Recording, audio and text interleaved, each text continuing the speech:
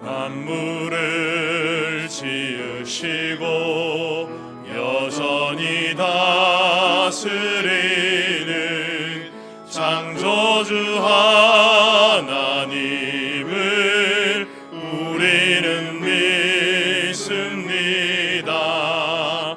이 시간 함께 모여 우리를 원하시는 사랑의 하나님을 예배합니다.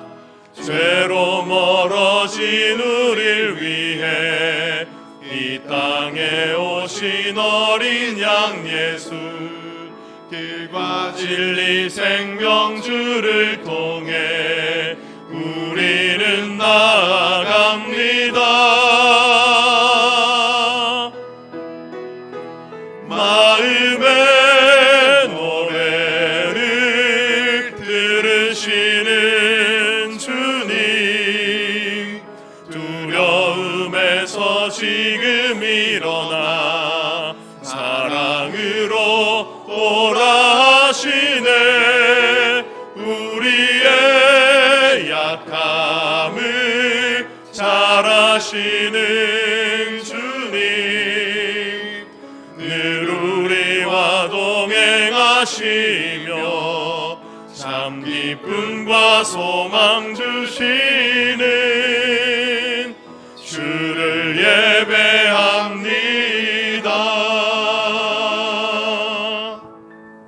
아멘. 고난 당하기 전에는 내가 그릇 행하였더니 이제는 주의 말씀을 지키나이다.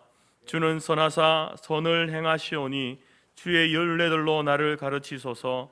교만한 자들이 거짓을 지어 나를 치려하였사오나 나는 전심으로 주의 법도를 지키리이다. 그들의 마음은 살쪄서 기름덩이 같으나 나는 주의 법을 즐거워하나이다.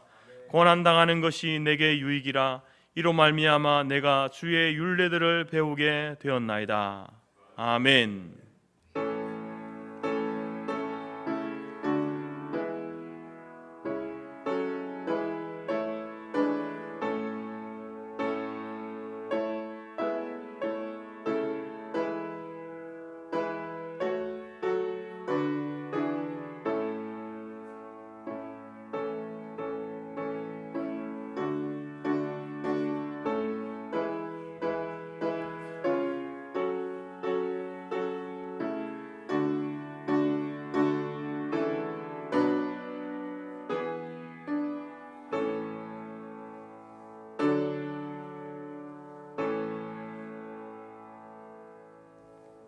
찬송 42장입니다.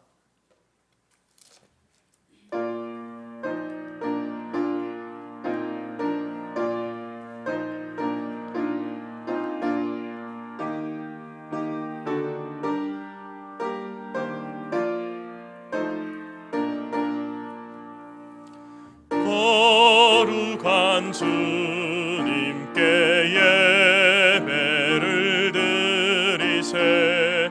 무릎을 꿇고서 영광 돌려 금 같은 순종과 향기로운 겸손을 주님께 바쳐서 경배하세. 주 앞에 삼가서 겸손히 행하면 주 너를 언제나 돌보시리. 말씀의 위로와 기도의 응답을 내 갈 길 바르게 인도하리. 주 앞에 설 때에 두려워 말아라. 가난한 우리를 도우시리.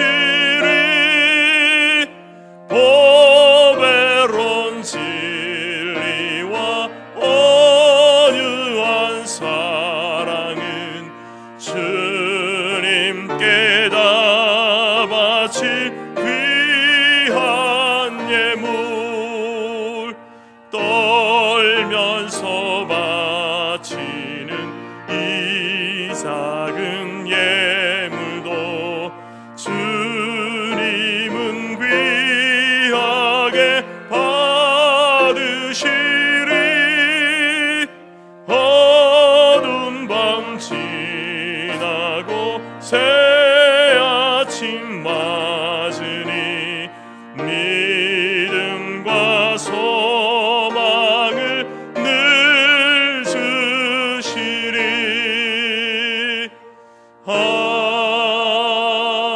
아멘. 찬송가 뒤편에 교동문 82번입니다.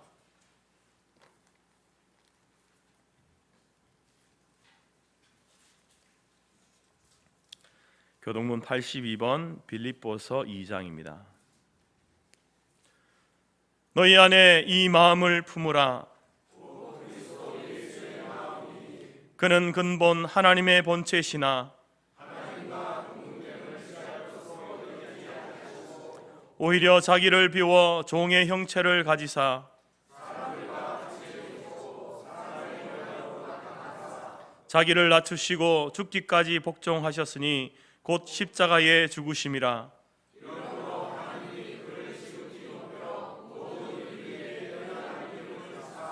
하늘에 있는 자들과 땅에 있는 자들과 땅 아래에 있는 자들로 모든 입으로 예수 그리스도를 주라 시인하여 하나님 아버지께 영광을 돌리게 하셨느니라. 아멘. 사도신경으로 신앙 고백드립니다. 나는 전능하신 아버지 하나님 천지의 창조주를 믿습니다. 나는 그의 유일하신 아들 우리 주 예수 그리스도를 믿습니다. 그는 성령으로 잉태되어 동정녀 마리아에게서 나시고 본디오 빌라도에게 고난을 받아 십자가에 못 박혀 죽으시고 장사된 지 사흘 만에 죽은 자 가운데서 다시 살아나셨으며 하늘에 오르시어 전능하신 아버지 하나님 우편에 앉아 계시다가 거기로부터 살아있는 자와 죽은 자를 심판하러 오십니다. 나는 성령을 믿으며 거룩한 공교회와 성도의 교제와 죄를 용서받는 것과 몸의 부활과 영생을 믿습니다. 아멘. 자리에 앉으시겠습니다. 429장입니다.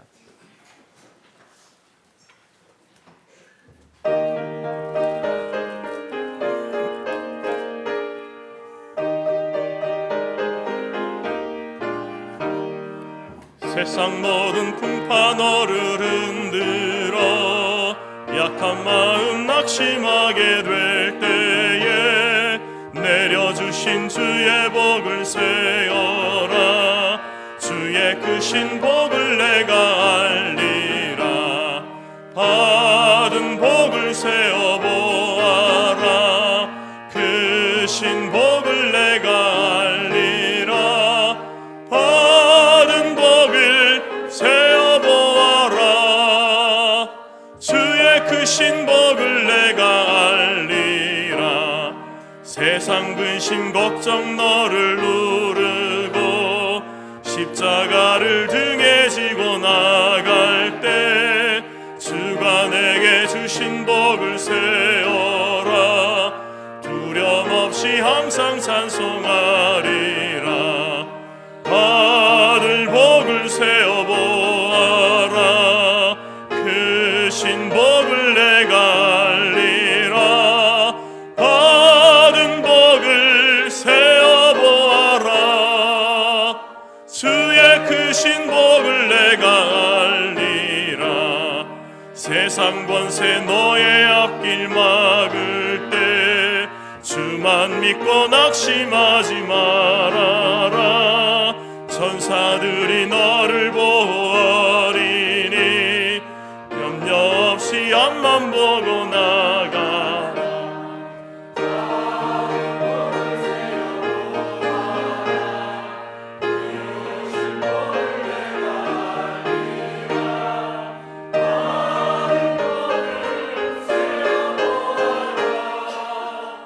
주의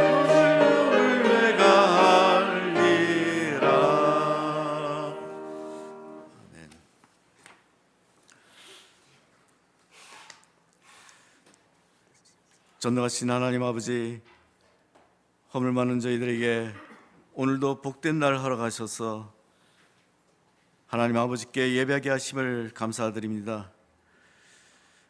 크고 강한 하나님의 능력을 저희들에게 주시사 육신의 정욕과 이기적인 생각들로 가득한 죄악들을 떨쳐버리게 하시었고, 상한 마음, 지친 영혼 만져주셔서 하나님의 사람으로 회복되는 은혜를 주시옵소서. 하나님께서는 육신의 성품을 가진 야곱을 이스라엘로, 하나님을 향하여 잘못된 열심을 품은 사울을 바울로 새롭게 만드신 것 같이 아무데도 쓸데없는 질그릇 같은 우리들의 인생도 주님의 보혈로 새로운 삶을 살게 하시니 감사드립니다. 이 은혜에 감사하여 드리는 예배와 헌신을 받아 주시옵소서. 신에게 운명이 토기장에 있듯이 우리의 가정과 교회와 성도들의 운명도 전능하신 하나님의 손에 달려 있음을 믿습니다. 교회를 통하여 부르짖는 기도에 응답하여 주시사 깨어진 가정들이 치유되고 이 민족이 하나님의 긍휼을 하심으로 나눠져 있던 마음들이 하나가 되어 정치와 경제와 사회 모든 분야가 회복되어지기를 소원합니다. 은혜로우신 주님, 저희 성토교회를 위하여 기도합니다. 너희는 이 세대를 본받지 말고 오직 마음을 새롭게 함으로 변화를 받아 하나님의 선하시고 온전하신 뜻이 무엇인지 분별하도록 하라고 하셨사오니, 저희 교회가 성령 충만한 교회가 되게 하시사 세상 유혹에 빠지지 않게 하시며 주님의 선하신 뜻을 이루는 교회가 되게 하여 주시옵소서. 무엇보다도 모든 성도가 그리스도의 영으로 충만하여 사랑과 섬김이 넘치는 교회가 되게 하시옵고, 성도들이 내 형제 자매를 위하여 자신을 희생함으로 헌신이 넘치는 교회가 되게 하여 주시옵소서. 또한 세상에서 버림받고 외면당하며 헐벗고 굶주리는 이웃들에게 주님의 사랑과 천국의 복음을 전파하며 섬김을 실천하는 교회가 되게 하옵시며, 세상의 빛과 소금의 역할을 잘 감당하는 교회가 되게 하여 주시옵소서. 70여 년 전 성토교를 이곳에 세워주시고 지금까지 성토교를 통하여 복음의 말씀을 증거하게 하여 주시니 감사드립니다. 성토교회가 세상에 물들지 아니하며 말씀 중심 가운데 가르치는 교회, 전파하는 교회, 치유하는 교회로 삼아 주셨기를 기도드립니다. 예배가 회복되어지며 전도자 입을 통하여 복음의 씨앗이 퍼지게 하여 주옵소서. 요엘서 말씀처럼 자녀들이 예언하며 청년들이 환상을 보며 아비들이 꿈을 꾸는 교회가 되게 하옵소서. 교회 삶 속에 모든 성도들이 주님의 몸된 교회와 육신의 연약한 성도들을 다음 세대 자녀들을 향한 기도가 끊어지지 않도록 열심을 다하여 기도하는 삶이 되도록 하여 주옵소서. 이번 수능 시험을 치르고 본인이 원하는 대학에 들어갈 수 있도록 남은 과정 잘 준비하여 그리스도의 자녀로서 모든 일에 기도하며 모든 일에 감사하는 삶이 되게 하여 주시옵고, 이제는 믿음 생활을 열심히 다하여 주님이 주신 은혜에 감사하며 나아가는 자녀 되게 하여 주시옵소서. 이 땅에 아직도 전쟁으로 인하여 삶의 어려움이 가득한 가운데 있는 백성들을 불쌍히 여기시사 이 모든 전쟁을 주님께서 일하여 주시옵소서. 전쟁이 없고 평화와 주의 사랑이 가득한 나라가 되게 하여 주시기를 간구합니다. 오늘도 말씀을 전하시는 목사님을 성령의 능력으로 붙들어 주시기를 원합니다.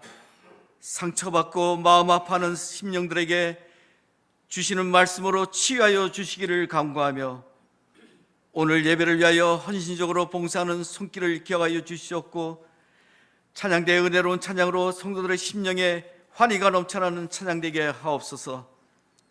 세상이 우리를 넘어뜨리려 할지라도 오직 주님만 바라보며 나아가는 선한 그리스도인이 되게 하여 주시기를 간구하며, 오늘도 살아계셔서 역사하시는 주 예수 그리스도의 이름으로 기도드리옵나이다. 아멘.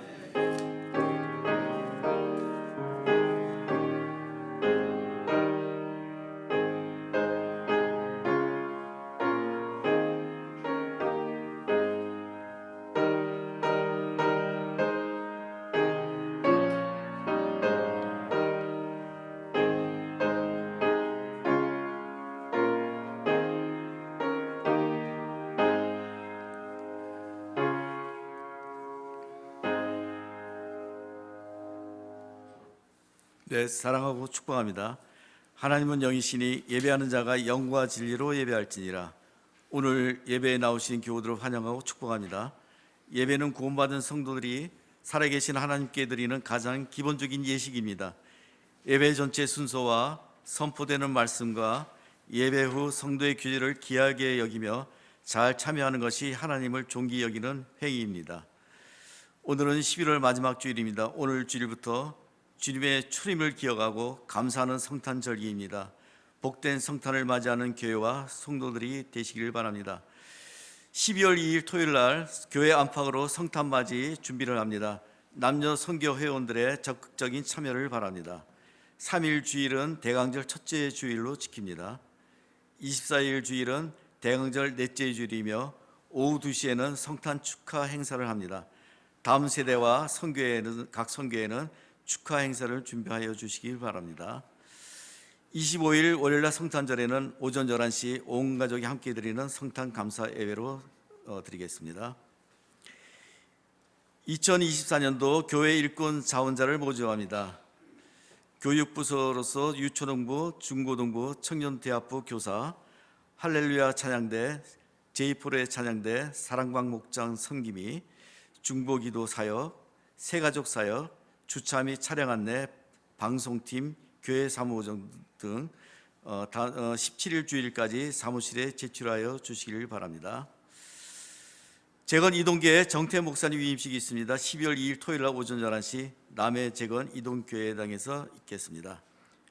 오늘 2시에 정기 당회로 모이겠습니다. 네, 감사합니다.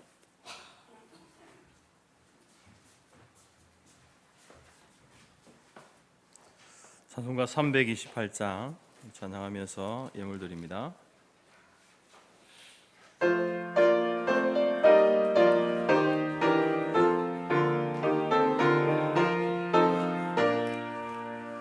너 주의 사람아 헛된 일 버리고 마음과 뜻과 힘 다해 왕의 왕 섬기라. 너 주의 사람아 그날을 기다려 죄악의 밤을 이기고 새 아침 맞으라. 너 주의 사람아 교회는 부른다. 할 일이 많고 많으니 다 나와 일하라. 너 주의 사람아 충성을 다하여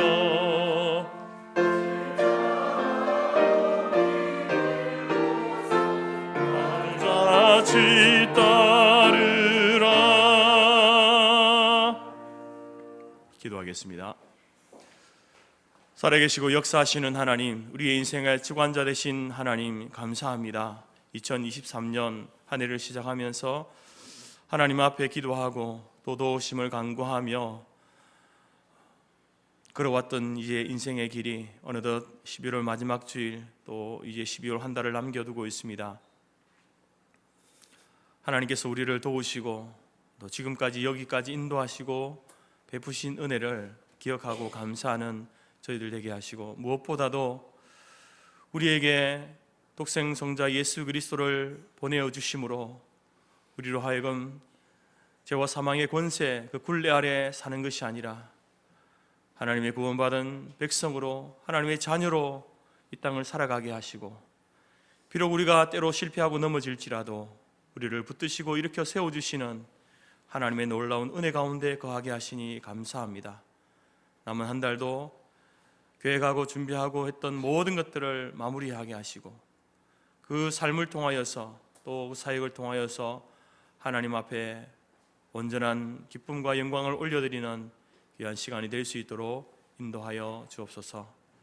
주의 백성들이 주의 존전에 나오면서 또 귀한 예물을 올려드립니다. 하나님 앞에 드린 예물 손길 기억하여 주시고 또 부족한 중에 또 어려운 가운데에서도 하나님의 것을 하나님께로 돌려드리는 이 신앙 고백을 하나님이 받으시옵소서. 하나님 앞에 살아가는 인생들이 결코 하나님의 것을 도둑질하지 아니하고 하나님께서 허락하신 그 모든 것들을 하나님의 영광을 위해 아름답게 사용하는 주의 성도들이 될 수 있도록 인도하여 주옵소서. 그렇게 할 때 하나님께서 더 많은 달란트를 맡기시며 또 더 귀한 것으로 우리에게 채워주시는 그 하나님의 은혜를 날마다 경험하는 저희들의 삶이 되기를 원합니다. 특별히 하나님 궁핍과 또 가난 가운데 또 하나님 앞에 구하며 나아가는 모든 성도들의 그 기도에 하나님께서 귀 기울여 주시고 때를 따라 돕는 은혜를 허락하셔서 가장 적절한 때에 하나님의 도우심 임하는 저희들의 삶이 되게 하여 주옵소서. 그래서 한순간도 하나님의 은혜가 아니고는 살 수 없는 인생임을 매 순간 고백하며 또 우리에게 주어진 삶을 최선을 다해 살아가는 저희들이 될 수 있도록 인도하여 주옵소서. 이 시간 주의 말씀을 선포하고 듣겠습니다. 성령 하나님께서 우리의 심령을 간섭하여 주시고 하나님 말씀을 통하여서 다시 한번 우리의 삶에 대한 바른 자세를 가지고 그리스도인으로서 삶을 결단하고 나아가는 귀한 은혜의 시간이 될 수 있도록 도우시고 특별히 고난 앞에 있는 성도들이 하나님의 그 도우심과 인도하심을 구하며 그 인생의 답을 찾아갈 수 있는 귀한 시간 될 수 있도록 인도하여 주옵소서. 할렐루야 찬양대 찬양을 하나님께서 받으시며 또 해외에서 타지에서 근무해서 함께 예배드리며 또 주의 이름을 부르는 모든 자들 가운데도 동일하신 하나님의 은혜를 나려 주옵소서. 감사드리며 예수님의 이름으로 기도드립니다.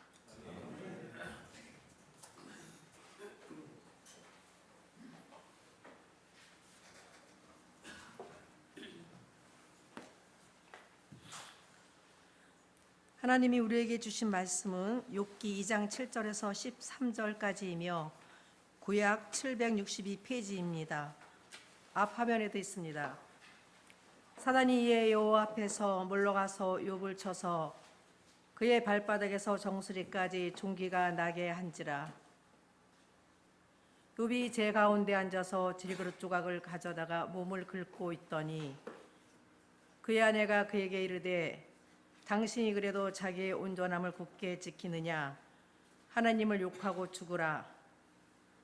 그가 이르되 그대의 말이 한 어리석은 여자의 말 같도다. 우리가 하나님께 복을 받았은즉 화도 받지 아니하겠느냐 하고 이 모든 일에 욥이 입술로 범죄하지 아니하니라. 그때 욥의 친구 세 사람이 이 모든 재앙이 그에게 내렸다함을 듣고 각각 자기 지역에서부터 이르렀으니 곧 대만 사람 엘리바스와 수아 사람 빌닷과 나아마 사람 소발이라. 그들이 욥을 위문하고 위로하려 하여 서로 약속하고 오더니 눈을 들어 멀리 보매 그가 욥인 줄 알기 어렵게 되었으므로 그들이 일제히 소리질러 울며 각각 자기의 겉옷을 찢고 하늘 향하여 티끌을 날려 자기 머리에 뿌리고 밤낮 7일 동안 그와 함께 땅에 앉았으나 욥의 고통이 심함을 보므로 그에게 한마디도 말하는 자가 없었더라. 아멘.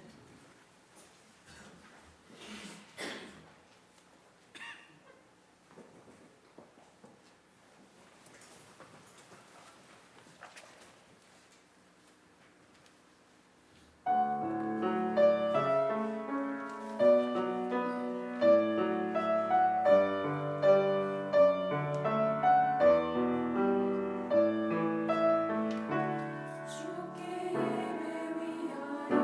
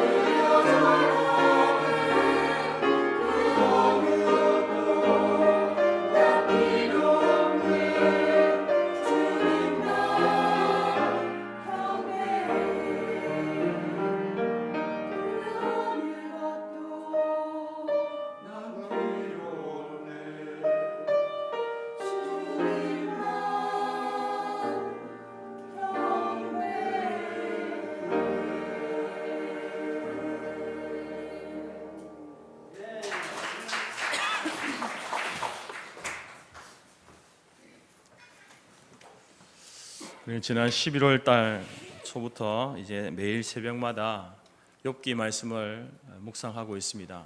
욥기는 사실 성경 가운데서도 가장 어렵다라고 하는 그런 책 중에 하나입니다. 왜냐하면 우리 인생에 당하는 이 고난에 대한 문제를 다루고 있기 때문에 그렇습니다.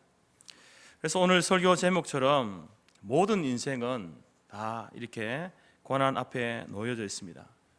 고난을 당하게 되면 고난 당하는 그 자체도 힘들지만 왜 이런 고난이 나에게 찾아왔는가에 대한 답을 얻지 못하기 때문에 고난이 더 힘든 것 같습니다. 그래서 고난을 당할 때에 많은 사람들이 그 앞에서 절망하고 또 당황하게 됩니다. 지난해 10월 말에 발생했던 이태원의 참사라든지 올해 7월에 있었던 오송의 그 지하차도 참사, 그 참사의 피해를 입은 그 사람들은 이제 하루아침에 자신의 인생 송두리째를 빼앗겨버린 것 아닙니까? 그렇지만 또 그의 가족들은 어떻습니까? 그들이 경험한 어떤 상실의 아픔들, 절망적인 상황들, 그것을 무엇으로 어떻게 말로 다 표현할 수 있겠습니까? 2022년에 시작되어진 러시아와 우크라이나의 전쟁, 그리고 또 올 10월부터 있었던 하마스의 이스라엘 침공으로 인한 그러한 이스라엘과 팔레스타인의 그러한 전쟁, 거기에서 무고한 시민들이, 많은 아이들과 여성들이, 연약한 자들이 또 생명을 잃게 되고 많은 사람들이 삶의 터전을 잃어버리는, 그래서 이제 어쩌면 그것이 그들에게는 그냥 일상이 되어져 버린 그런 삶을 살고 있습니다. 그 가운데에서 생명을 이제 부지하면서 살아가고 있는 가족들, 그들이 짊어져야 할 그런 어떤 충격과 분노, 그러한 현실 앞에서 아무것도 할 수 없는 연약한 인생이라는 그런 어떤 자기 자신을 바라보면서 그들은 얼마나 절망하고 있겠습니까? 이처럼 이 고난이라고 하는 문제는 사실 당하는 입장에서는 답이 없는 겁니다.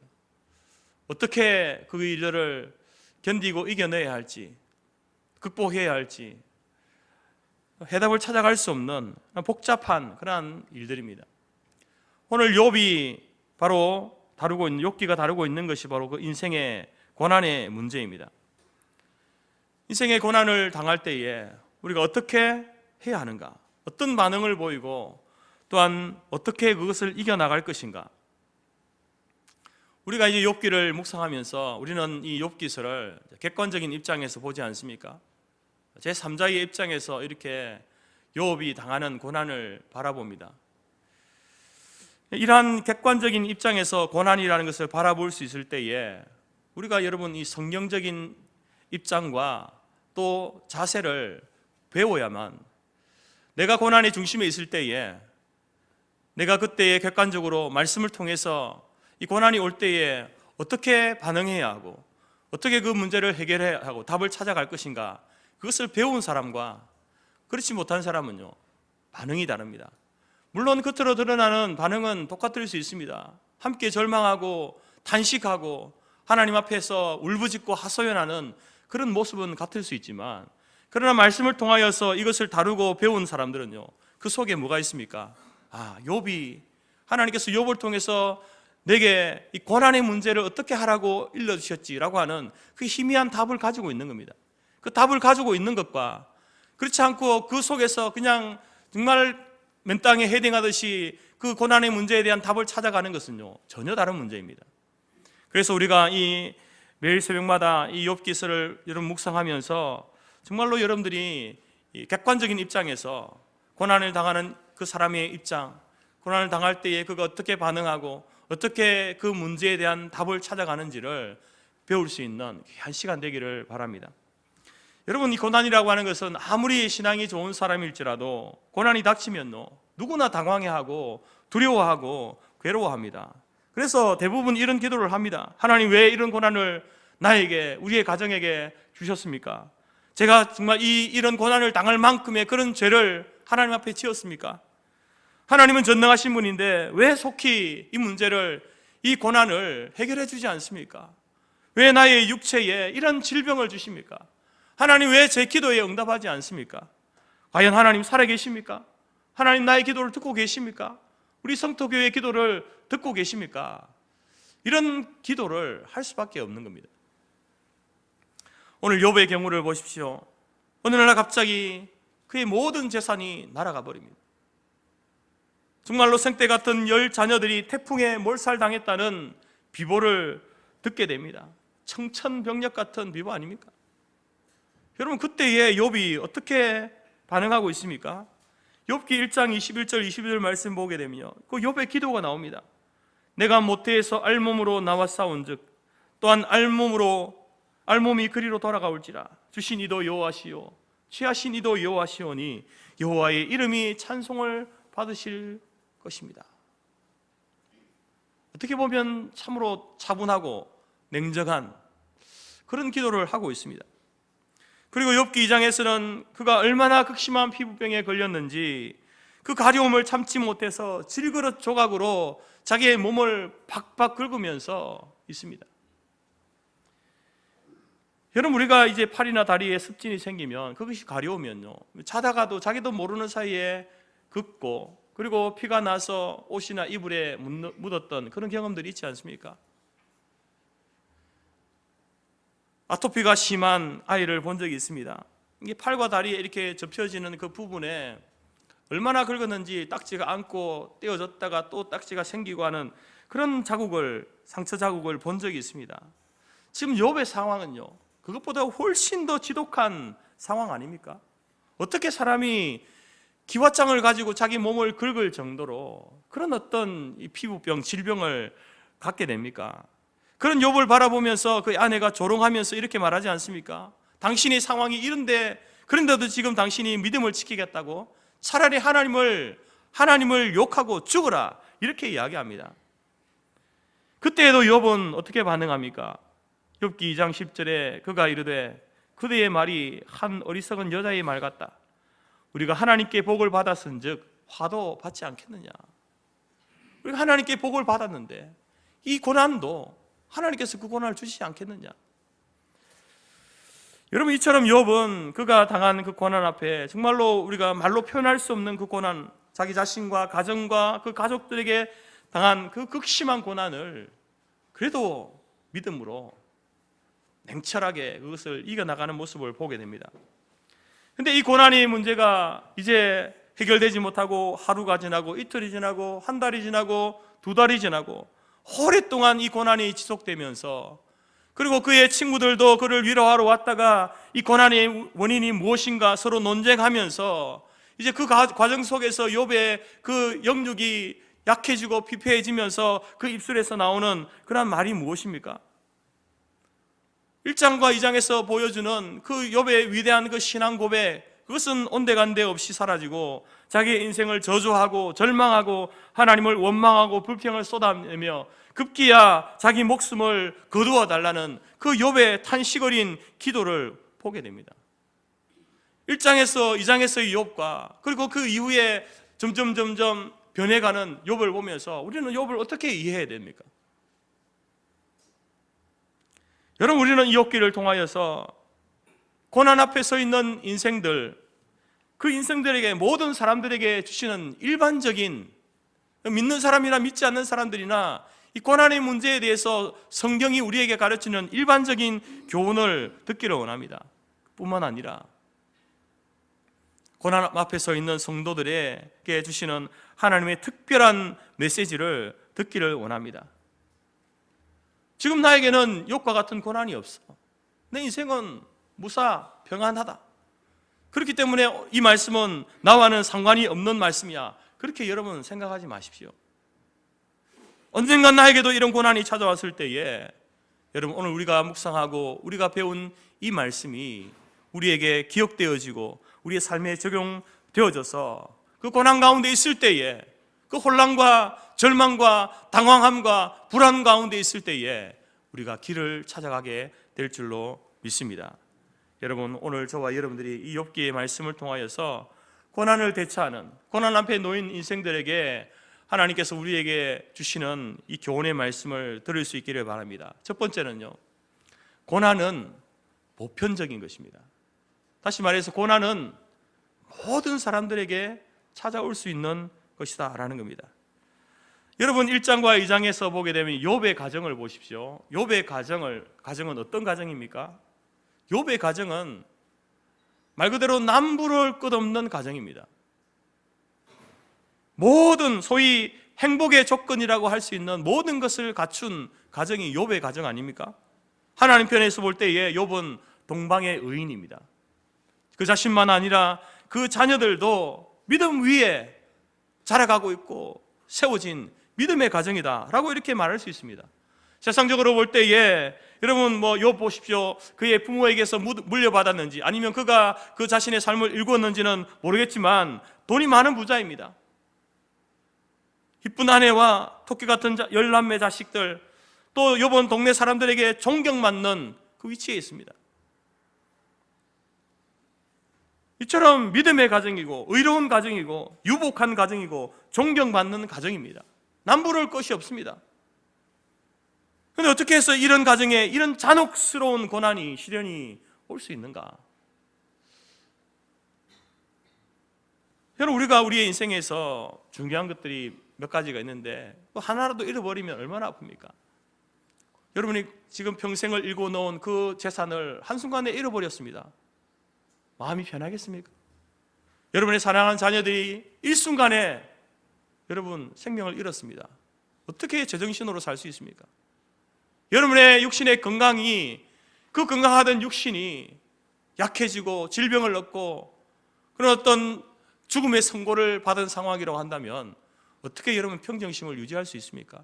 그 하나라도 잃어버리면 가슴이 아프고 속이 쓰리고 불안하게 되는데 오늘 욥은요 그것을 일순간에 다 잃어버립니다. 더 나아가서 그의 사랑한 아내도 그 욥을 향하여서 여러분 비난하고 욥을 버리는 그런 모습을 우리가 보지 않습니까? 이러한 욥의 모습을 보면서 욥, 이것은 욥이 당하는 거야, 욥만 당하는 거야. 아닙니다 여러분. 이런 고난은요 저와 여러분에게도 열려 있는 겁니다. 고난은 모든 사람들에게 보편적인 거예요. 누구나 고난을 당할 수 있는 겁니다. 이런 고난의 주인공이 될 수 있다는 겁니다. 세상 모든 사람들도 이런 고난 가운데 있죠. 언제 그 고난이 올지 모르는 겁니다. 믿음의 사람들, 목사님의 가정에도, 장로님의 가정, 권사님의 가정, 집사님의 가정에도 이런 고난이 올 수 있다는 겁니다. 타락한 아담 이후로 타락한 모든 인생은요 이 고난 당하는 것이요 실존입니다.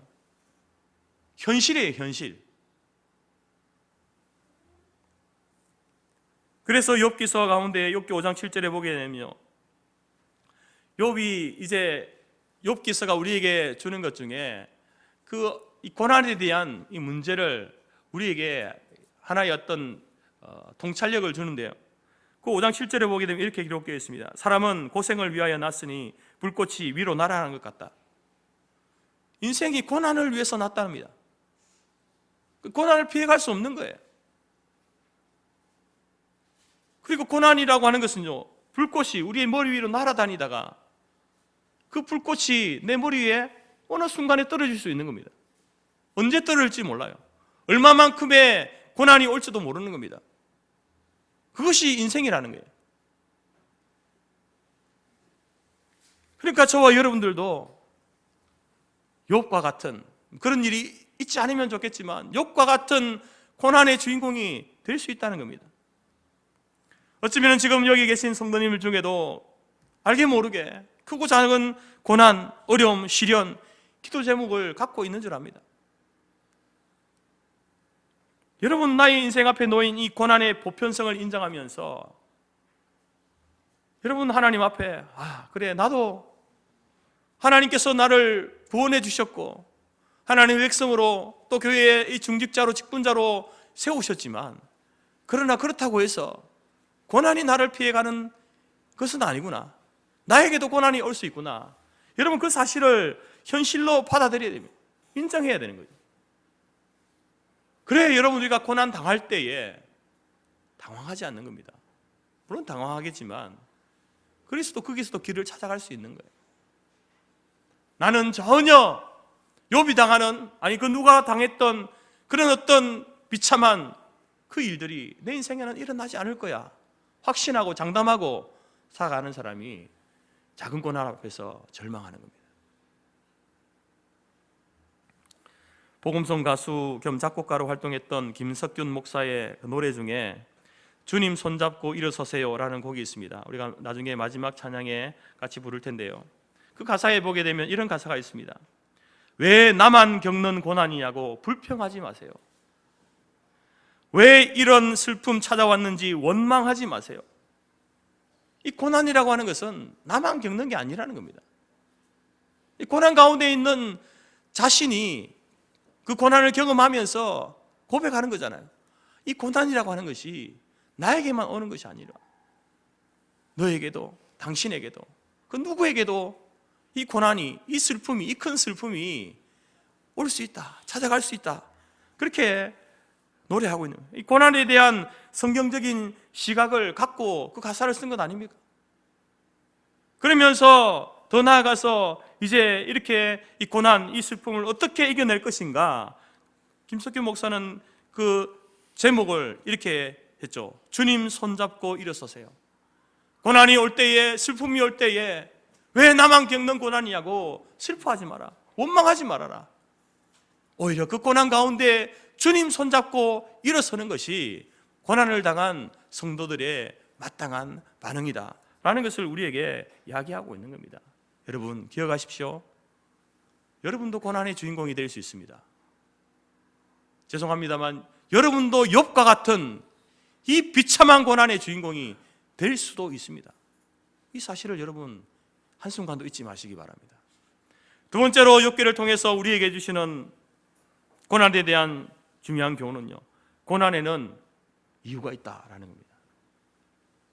욥의 세 친구들이 지금 그들이 여러분 이 욥이 겪는 그 고난에 대해서 자신의 경험과 지식 모든 것을 동원해서 욥이 왜 이런 고난을 당하는가에 대해서 그들이 실수하고 있는 게 뭡니까? 자신의 경험과 지식을 동원해서 욥의 고난은 하나님 앞에 죄를 지어서다, 그 하나로 결론 짓는 거잖아요. 인과응보의 그런 어떤 논리를 이렇게 주장합니다. 여러분 우리가 당하는 고난은요, 사람마다 다 다른 것 아닙니까? 겉으로 똑같은 것처럼 보이지만 그것을 받아들이는 사람은요 다 다릅니다. 고난에도 다양한 종류가 있듯이 고난의 원인도 다양한 원인이 있는 겁니다. 보통 성경은 우리에게 이 세 가지 원인을 우리에게 소개해주고 있습니다. 첫 번째는요, 오늘 그 욥의 세 친구들이 이야기하고 있는 인과응보에 따른 그러한 고난이죠. 이 친구들이 주장하는 게 뭡니까? 하나님은 의로우신 분이다. 하나님은 의롭고 선하신 분이기 때문에 의로운 자에게, 선한 자에게는 복을 주시고 악한 자에게는 하나님께서 벌을 내리신다, 진노하신다. 그러니 욥이 네가 지금 이 말로 다 표현할 수 없는 이 고난을 받는 이유는 뭐냐? 바로 네가 우리가 알지 못하는 하나님 앞에서 큰 죄를 지었기 때문에 하나님께서 벌을 내리시는 거야. 그러니 하나님 앞에 회개해. 그렇게 그런 논리로 지금 이야기하는 것 아닙니까? 여러분 앞에서 하나님은 의로우신 분이다, 하나님은 선한 자에게 복을 주시고 악한 자에게 징벌하신다. 여러분 이건 너무나 지극히 성경적인 내용입니다. 틀린 말이 아닙니다. 그러나 욥이 당하는 이 고난의 문제에 대해서는요, 이것이 잘못된 적응이 될 수 있다는 겁니다. 고난의 원인이 죄 때문에만 오는 고난이 있는 게 아니잖아요.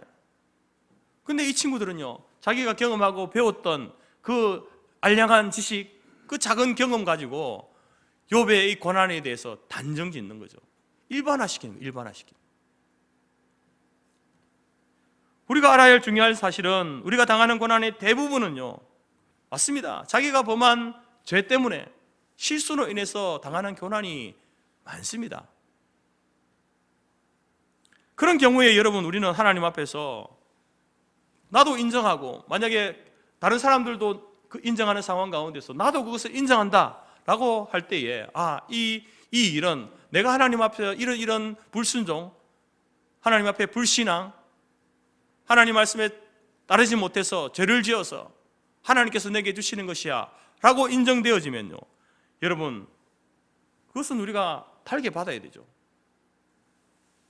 요즘 여러분 이게 뉴스에서 계속 이 하마스와 이스라엘 간의 전쟁을 이야기하고 있습니다. 며칠 전에 이제 하마스의 지도자들이 어디에 숨어 있다가 이스라엘의 폭격으로 이제 죽었다, 이런 기사를 봤습니다. 여러분, 이 하마스의 그런 지도자들의 그 죽음을 바라보면서 우리는 욥의 세 친구들의 구조정처럼, 맞아, 그들은 정말 선량한 사람들을 납치하고 가두고 죽이는 그런 악한 자들이기 때문에 그 죄에 대해서 하나님께서 인과응보적으로 하나님이 진노하시고 그들을 심판하신 것이야, 그렇게 생각할 수 있는 것 아닙니까? 만약에 저와 여러분들이 하나님 앞에 고난받는 그 일들이, 그것이 내가 나의 그 죄로 인한 인과응보적인 이유에서 고난을 받는 시련이다, 고난이다 라고 판단된다고 한다면요, 그때는 어떻게 해야 됩니까? 하나님 앞에 우리가 죄를 고백하고 회개하고 당장 무릎 꿇어야 되는 겁니다. 그러한 사실 앞에서 숨거나 도망가는 것은요, 참 어리석은 행위이죠. 어린 아기들과 여러분 숨바꼭질을 하다 보게 되면 아이에게 숨으라고 하면 어떻게 숨습니까? 겉던 뒤에 숨을 때도 그렇고요, 다 보입니다. 팔과 다리는 다 보이고 머리만 가리고 눈만 감으면 숨었다고 생각하잖아요. 자기 눈에 안 보이면 상대방도 나를 보지 못한다, 이렇게 생각하는 게 아이들. 그런 어떤 생각이 미치지 못하잖아요. 마치 하나님 앞에서 잘못을 하고 숨고 도망하는 사람은 그 눈만 가리는 행위하고 똑같은 거잖아요. 하나님께서 우리의 팔과 다리, 몸통을 다 보고 계십니다. 그렇기 때문에 여러분, 하나님께서 우리 죄로 인해서 고난을 주시면요, 도망가려고 하면 안 됩니다. 숨으려고 하면 안 되는 거예요. 빨리 그 자리에서 죄를 인정하고 고백하고 회개하고 용서를 구하는 것이 여러분 우리의 고난을 최소화할 수 있는 지혜입니다.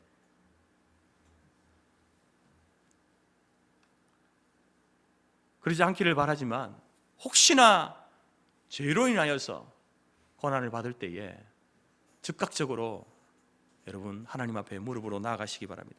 두 번째 고난의 원인은요, 의를 위해서 당하는 고난이 있습니다.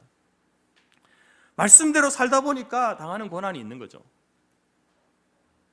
불신의 가정에서 홀로 신앙생활을 하다 보면 가족들의 핍박을 받을 수 있고요, 또한 믿음의 기업으로 이제 사업을 하다 보면요, 바르게 정직하게 해야 되니까 다른 기업들에 비해서 이렇게 손해보는 그런 경우들이 있습니다. 믿음으로 신앙생활을 하다가 직장생활을 하려다 보면요, 또 알게 모르게 따돌림을 당하거나 어려움을 겪는 경험도 있습니다. 우리 청년들이 신앙 안에서, 신앙 속에서 같은 믿음 안에서 결혼하려다 보니까 결혼이 늦어지는 자녀들도 있고, 또 심지어 결혼을 못하는 그런 자녀들도 있습니다. 그 믿음 때문에 당하는 고난이죠. 특별히 이슬람권에서 복음을 전하는 선교사님들, 북한을 대상으로 한 선교 사역자들, 그들 중에는요, 지금도 억류되어 있거나 순교당하는 사람들이 있습니다. 복음 때문에 의를 위하여 고난을 받고 핍박을 받는 사람들이 있습니다. 북한과 중국의 접경 지역에서 대북 인권 활동을 했던 한국의 김정욱 선교사라는 분이 있습니다. 이분은요, 지금 10년 동안 북한에 억류되어 있습니다. 그 가족들은 김 선교사의 생사만이라도 확인해달라, 알려달라고 눈물로 호소하고 있지만 묵묵부답이에요.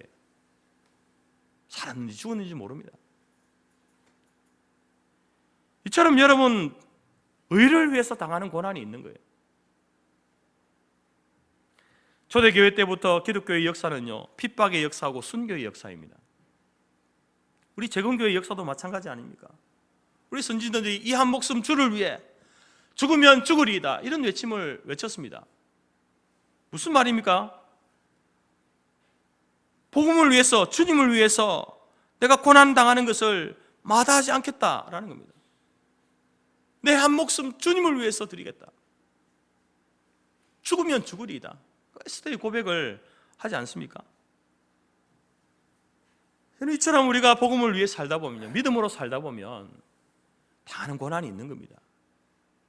그래서 고난 당할 때에 그것을 야고보 사도는요, 이상하게 여기지 말아라 이렇게 말하죠. 일어나지 말아야 할 일이 일어난 것처럼 그렇게 생각하지 말라는 겁니다. 여러분, 믿음으로 살고 싶습니까? 믿음으로 살아가고 있습니까? 그러면요, 여러분, 그 믿음으로 인하여서 여러분은 고난을 받게 되어 있습니다. 그러나 고난만 있느냐? 그렇지 않죠. 의를 위해서 고난받는 그 자들에게 하나님이 주시는 위로와 축복의 말씀이 있습니다. 예수님께서 팔복 설교 가운데 8번째, 의를 위하여 박해를 받는 자는 복이 있나니 천국이 그들의 것이다.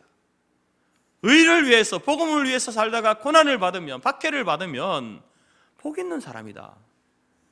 왜? 천국이 그들의 것이기 때문에, 천국이 그들의 소유로 주어지기 때문에 그렇다라는 거예요.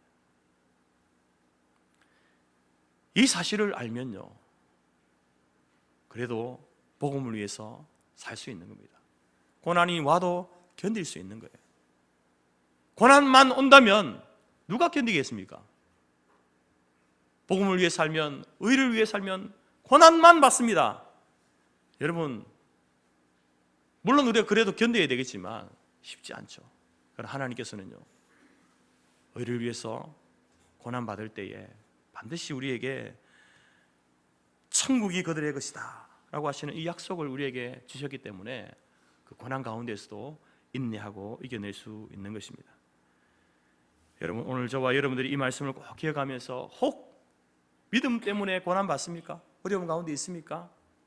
여러분, 천국이 우리에게 이미 주어졌다라는 그 사실을 기억하시면서 위로받으시고 또 우리의 삶과 사역을 지속하는 저와 여러분의 삶이 되어지기를 바랍니다. 세 번째 원인은요, 이제 이유를 알 수 없는 고난이 있습니다. 지금 욥이 당하는 고난이 바로 이 고난이죠. 애매한 고난. 왜 이런 고난이 왔는지 지금 당장 모릅니다. 여러분, 우리가 이제 이 욥기를 우리가 읽으면서 우리는 알고 있죠. 왜 욥이 고난을 당하는지. 하나님도 아십니다. 하나님께서 고난을 주시면서 이제 하나님도 욥에게 왜 고난을 허용하시는지 하나님이 알고 계시잖아요. 근데 욥 당사자는 어떻습니까? 모릅니다, 여러분. 우리는 답을 가지고 있지만 욥은 물음표잖아요. 마찬가지로 여러분이 고난을 당해 보십시오. 여러분이 욥기를 배우고 공부하고 고난에 대한 바른 자세가 어떻게 한다, 어떻게 하나님께서 이 문제를 풀어가신다, 우리가 어떻게 반응해야 한다 알고 있지만 정작 고난을 받을 때래요, 우리는 어떻습니까? 물음표가 되는 거예요. 우리는 알 수 없는 겁니다.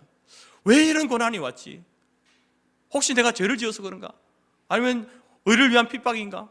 아니면 무슨 이유 때문에 하나님께서 이런 고난을 주셨지? 이렇게 되는 겁니다. 여러분, 오늘 이 지금 욥의 세 친구들이 욥의 고난을 두고 신학적인 변론을 전개하면서 이제 계속해서 나아가죠. 그게 이제 계속해서 40장까지 이렇게 쭉 진행되는 것 아닙니까?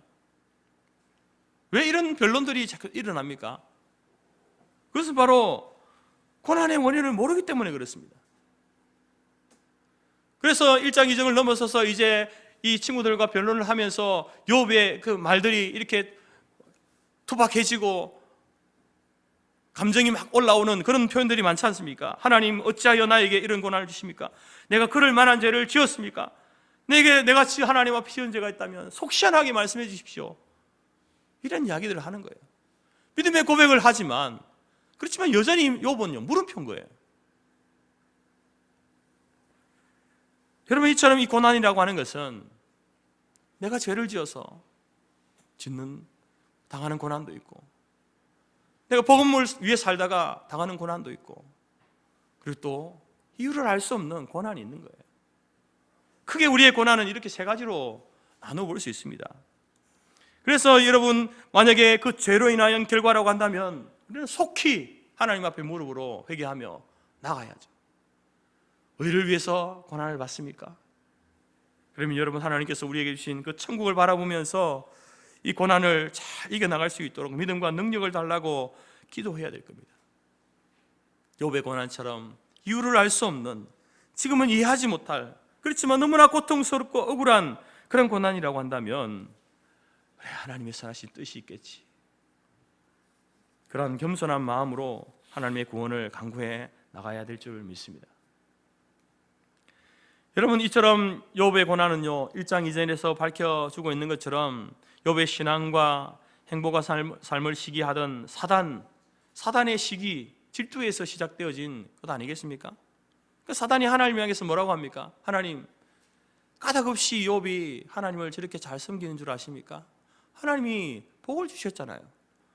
남부럽지 않을 만큼의 재산, 자식들, 사람들에게 존경을 받는 그런 어떤 사회적인 위치, 이런 모든 것들을 다 주셨으니까 욥이 하나님께 저렇게 하나님을 섬기고 그렇게 살아가는 거지. 하나님 그걸 거둬가시면, 뺏어가시면 아마 욥은 당장 얼굴 색깔 바꿀걸요. 그래서 하나님께서 뭐라고 합니까? 아니다, 욥은 그것 때문에 나를 믿고 나를 섬기는 게 아니야. 욥은 나를 사랑하는 사람이야. 그래서 하나님께서는 그러한 욥의 그 믿음을 자랑하고 싶어서, 확인시키고 싶어서 사단에게 여러분 욥이 고난받는 것을 잠시 동안 허락하신 겁니다.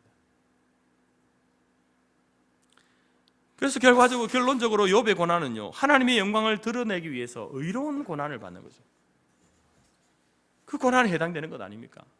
그러나 그 답을 찾아가기까지는요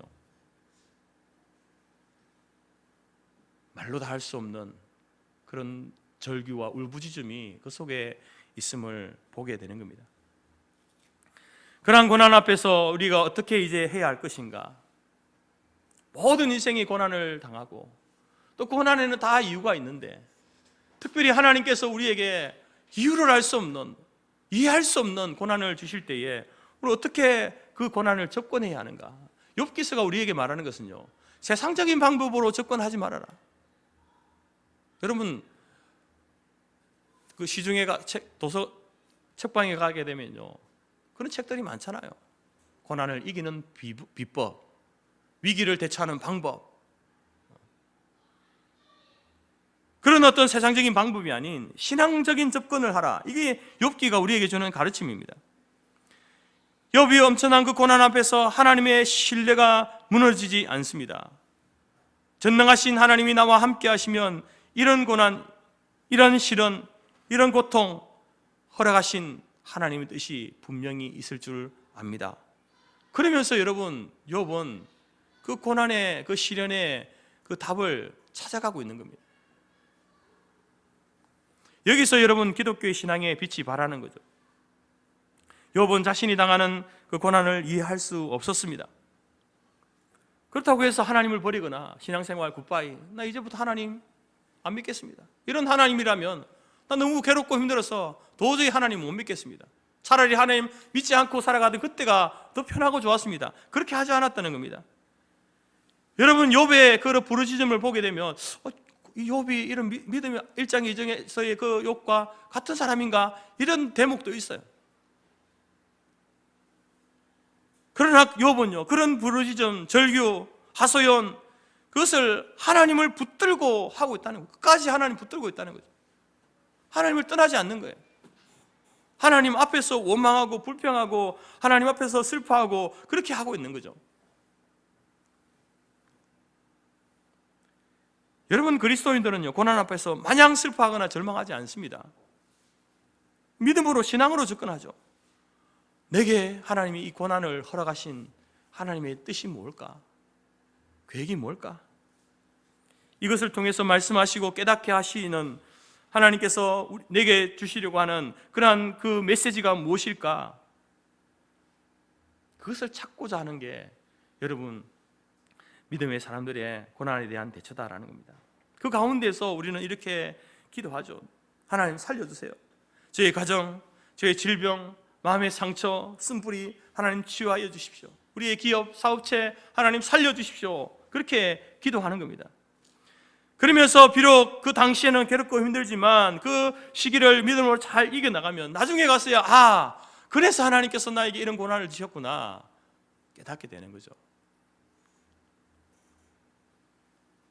그때는 여러분 고통과 탄식과 눈물이 감사와 기쁨으로 변하게 된다라는 겁니다.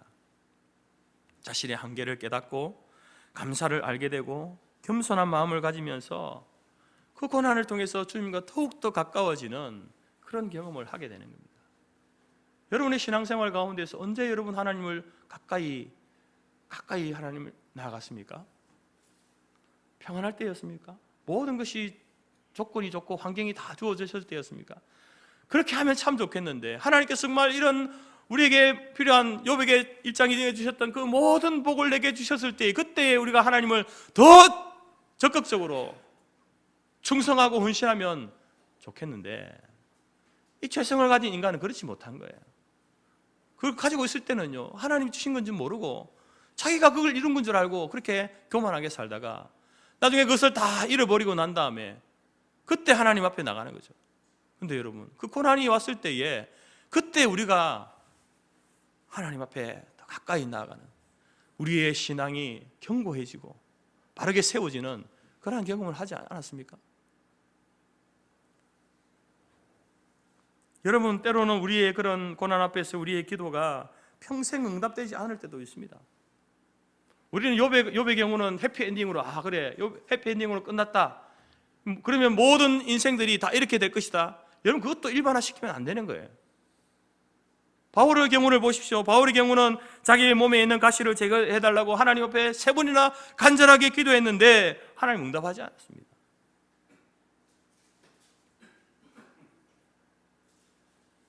왜 질병을 주셨는지 이유도 알려주지 않았습니다. 평생에 사역하면서 그 불편함과 고통 속에 살았습니다. 그리고 3차 선교 사역 중에 고린도 교회에 편지를 쓰면서 그는 이렇게 밝힙니다. 고린도후서 12장 9절과 10절이죠. 나에게 이르시기를 내 은혜가 네게 족하도다. 이는 내 능력이 약한 데서 온전하여 짐이라 하시니라. 그러므로 도리어 크게 기뻐함으로 나의 여러 약한 것들에 대하여 자랑하리니 이는 그리스도의 능력이 내게 머물게 하려 함이라. 그러므로 내가 그리스도를 위하여 약한 것들과 능력과 궁핍과 박해와 곤고를 기뻐하노니 이는 내가 약한 그때의 강함이라. 욥의 가시는 육체의 가시만 있는 게 아니었습니다. 보십시오. 능력받은 것, 궁핍하게 살아왔던 것, 박해를 받았던 것, 공고한 그 모든 것이 그의 사역에 평생에 있지 않았습니까? 심지어 여러분 바울은 어떻습니까? 순교당했습니다. 참수당했어요. 그 세상적으로 볼 때는 비참한 인생 아닙니까? 복음을 위해서 주님을 위해 살다가 목이 잘려 죽음을 그 비참한 죽음 아닙니까?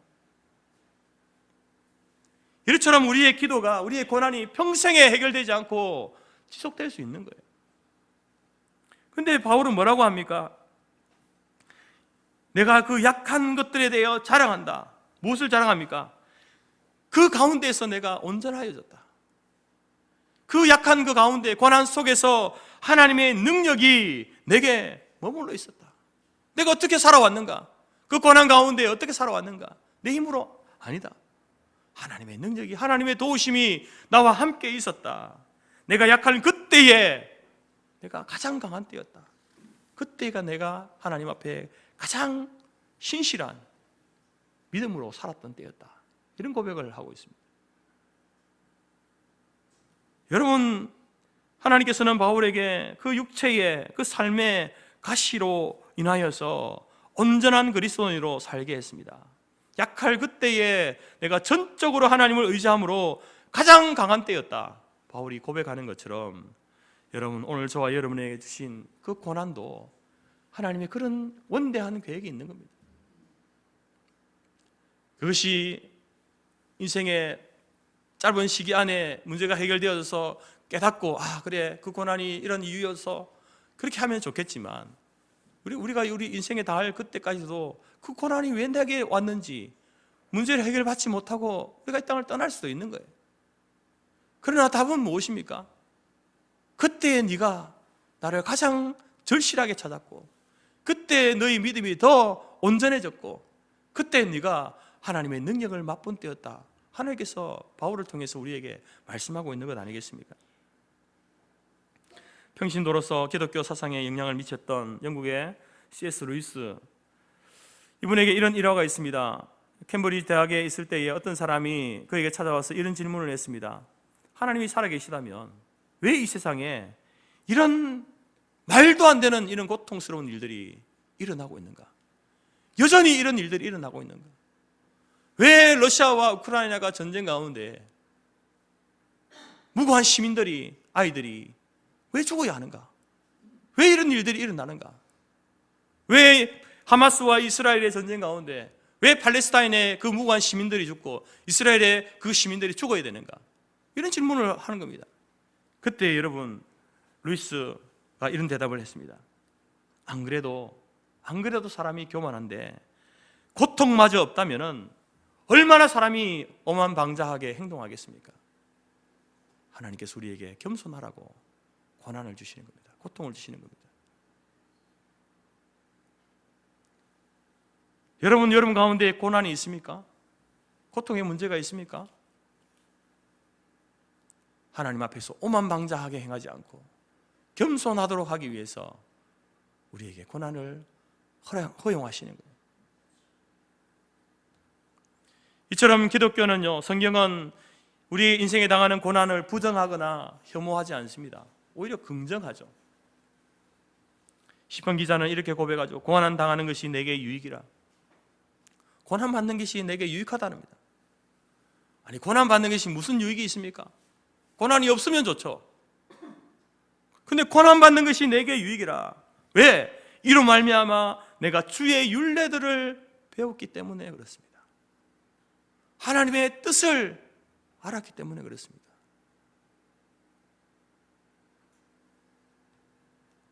고난 가운데 있습니까? 고통 중에 있습니까? 세 가지를 꼭 기억하십시오. 누구에게나 고난이 찾아온다. 그 누구에나가 바로 지금은 나 자신이다. 고난을 현실로 받아들이시기 바랍니다. 그리고 그 고난의 원인이 무엇인지를 따져보십시오. 죄로 인한 고난입니까? 복음을 위해 살다가, 의를 위해 살다가 받은 고난입니까? 아니면 욥처럼 이유를 알 수 없는 고난입니까? 그 원인에 따라서 여러분 반응하십시오. 내가 판단할 때, 내가 기도하면서 내가 왜 이런 고난이 왔는가? 내가 하나님 앞에 불순종했구나. 그 죄로 인한 고난이라고 한다면 즉각적으로 무릎으로 나가십시오. 의를 위해서 받는 고난입니까? 약속하신 천국을 바라보면서 인내하시기 바랍니다. 그런 이도 저도 아닌 모르겠습니다. 하나님 왜 이런 고난을 줬는지 모르겠습니다. 여러분, 그러면 하나님 앞에 그 고난을 이겨나갈 수 있는 믿음을 달라고, 정말 끝까지 하나님의 뜻을 구할 수 있도록 해달라고 그렇게 여러분 기도하며 나가시기 바랍니다. 그리고 그 기도에 대해서 여러분 세상적인 접근이 아니라 고난에 대해서 신앙적인 접근을 하면서 정말로 하나님께서 내게 허용하신 이 고난 때문에 하나님과 멀어지는 것이 아니라, 하나님을 등지는 것이 아니라 오히려 이 고난으로 인하여서 내가 한 걸음 한 걸음 더 하나님께로 나아가는, 하나님 앞에서도 겸손해지는 그러한 인생이 되기를 원합니다. 그런 믿음과 능력을 강구하면서 여러분 고난을 맞이하는, 또 이겨나가는 우리 모든 성도들이 될 수 있기를 간절히 바랍니다. 그래서 저와 여러분의 입술에서도 고난이 우리 앞에 올 때에, 우리가 고난 앞에 놓여져 있을 때에 여러분 그 고난을 통하여서 고난 당하는 것이 내게 유익이라, 이로 인하여 내가 주의 율례를 배웠습니다. 이런 고백을 우리 모두가 할 수 있는 우리 교회와 모든 성도들이 될 수 있기를 간절히 바랍니다. 특별히 고난 중에 있는 우리 성도들, 지체들 여러분들, 오늘 이 말씀을 꼭 기억하시면서 여러분들이 무엇 때문에 그 고난 속에 있습니까? 죄 때문입니까? 복음 때문입니까? 이유를 알 수 없는 고난입니까? 아니면 모든 인생이 가는 그 걸음의 과정 속에 있습니까? 여러분, 그 고난이 어떤 이유에서든지 하나님을 찾고 하나님 안에서 탄식하고 울고 부르짖고 하나님 주시는 답을 찾고 해결점을 찾아서 또 우리 인생의 길을 열어주시는 하나님의 은혜를 경험하는 우리 모든 지체들, 성도들 될 수 있기를 간절히 바랍니다. 기도하겠습니다. 하나님 아버지, 오늘 우리에게 욥기서 말씀을 통해서 우리 인생 앞에 당한 이 고난의 문제를 객관적으로 바라볼 수 있는 시간 주셔서 감사드립니다. 우리가 고난의 중심에 있을 때에 참 당황스럽고 혼란스럽고 정신이 없어서 어떻게 이 문제를 대처해야 할지 알지 못할 텐데, 오늘 우리가 새벽의 말씀을 통하여서 또 오늘 주일 말씀을 통하여서 욥이 당한 고난을 객관적으로 바라보면서 그 원인이 무엇이며 또 어떻게 그가 반응하면서 하나님께서 어떻게 그 문제의 해답을 찾아가게 하시는지 하나님 우리로 하여금 보게 하시고 듣게 하시고 깨닫게 하시니 감사합니다. 이러한 고난에 대한 성경적인 바른 시각을 갖춘 우리들이 고난을 당할 때에 당황스럽고 혼란스럽겠지만 답을 가지고 있는 자로서 희미하게 우리에게 주신 그 해결점, 답을 가지고 고난의 문제를 대처해 갈 수 있는 우리 모든 성도들이 될 수 있도록 인도하여 주옵소서. 고난 앞에 절대 절망하지 않게 하시고 하나님을 등지거나 버리거나 외면하는 그런 반응이 아니라 오히려 하나님을 향하여서 더 하나님께 가까이 나아가 하나님 앞에서 울고불고 투정하고 부르짖고 하소연하고 하나님께서 주시는 그 인생의 답을 얻어갈 수 있는 우리 모두가 될 수 있도록 인도하여 주옵소서. 때로 하나님 응답하지 않는 침묵하시는 하나님일지라도 하나님 그 속에서 하나님을 향한 우리의 신뢰를 버리지 않도록 우리를 도우시고 인도하여 주옵소서. 감사드리며 예수님의 이름으로 기도드립니다. 아멘. 우리 주님 손잡고 일어서세요. 이 찬양을 할 텐데요, 먼저 앉아서 한번 부르고 다 같이 일어나서 고백하면서 부르겠습니다.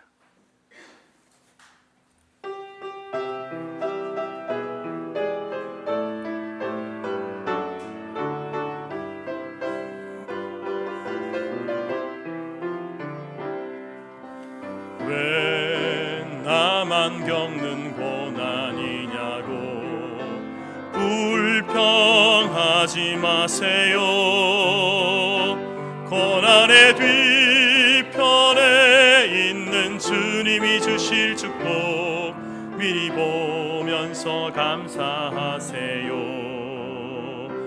너무 견디기 힘든 지금 이 순간에도 주님이 일하고 계시잖아요. 남들은 지쳐 앉아 있을지라도 당신만은 일어서세요. 힘을 내세요. 힘을 내세요. 주님이 손잡고 계시잖아요. 주님이 나와 함께함을 믿는다면 어떤 역경도 이길 수 있잖아요. 왜 이런 슬픔 찾아왔는지 원망하지 마세요. 당신이 잃은 것보다 주님께 받은 은혜 더욱 많음에 감사하세요. 너무 견디기 힘든 지금 이 순간에도 주님이 일하고 계시잖아요. 남들은 지쳐 앉아 있을지라도 당신만은 일어서세요.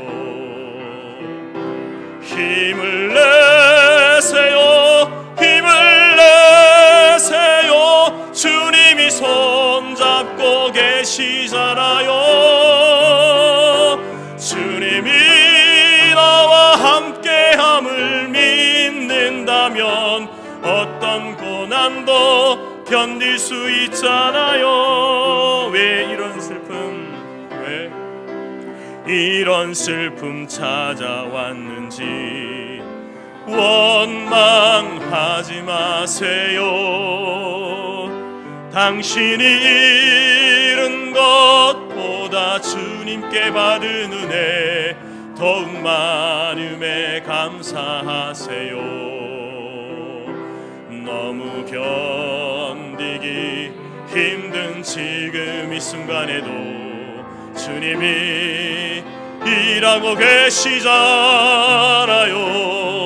남들은 지쳐 앉아 있을지라도 당신만은 일어서세요. 힘을 내세요. 힘을 내세요. 힘을 내세요. 주님이 손잡고 계시잖아요. 주님이 나와 함께함을 믿는다면 어떤 고난도 견딜 수 있잖아요. 힘을 내세요. 힘을 내세요. 힘을 내세요. 주님이 손잡고 계시잖아요. 주님이 나와 함께함을 믿는다면 어떤 고난도 견딜 수 있잖아요. 아멘. 기도하겠습니다. 지금은 우리 주 예수 그리스도의 은혜와 하나님 아버지의 크신 사랑과 성령의 교제 교통 충만케 하신 은혜가 고난을 당한 인생, 그 모든 인생들이 하나님 앞에서 그 원인과 이유를 찾고 묻고 하나님이 밝혀주시는 그 인생의 길들을 찾아 나가기로 마음에 소원하고 작정하는 모든 주의 성도들 머리 위에, 그들의 가정과 기업과 자녀와 우리가 속한 성토교회와 재건재단 위에 지금부터 영원토록 함께 있을지어다. 아멘.